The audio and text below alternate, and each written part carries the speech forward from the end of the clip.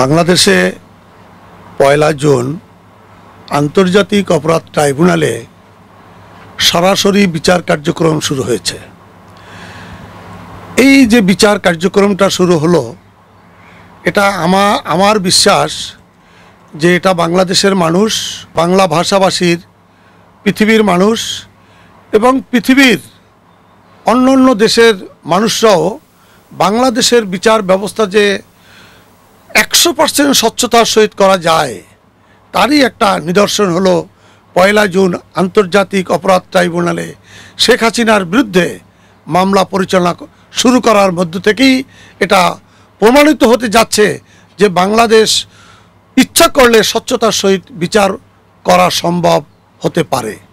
ইতিপূর্বে সরকার ছিল 17 বছরের সরকার, সে বহু কাজ করেছে বলে দাবি তাদের ছিল। এই ফ্যাসিস্ট সরকার কি করেছে এটা জনসমক্ষে আসা খুব দরকার।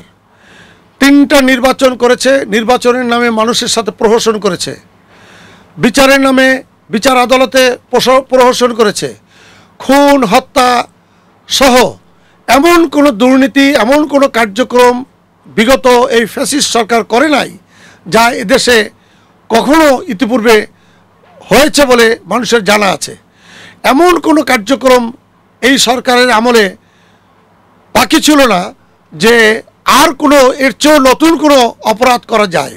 যেহেতু যে অপরাধের যে কোনো সীমাবদ্ধতা ছিল না, সেই অপরাধের পরিধি কত এটা জনসমক্ষে আনার জন্য এই আন্তর্জাতিক বিচার আদালতে স্বচ্ছতার সহিত মানুষের কাছে সম্প্রচারের মাধ্যমে সরাসরি ফ্যাসিস্ট শেখ হাসিনার কার্যক্রম আরও সুন্দরভাবে প্রকাশ হোক, এই সম্প্রচারকে সুন্দরভাবে প্রকাশ হলে এটা বাংলাদেশের নতুন একটা বিচার কার্যক্রমে নতুন মাইল ফলক হিসাবে সৃষ্টি হবে বলে আমি ব্যক্তিগতভাবে বিশ্বাস করি।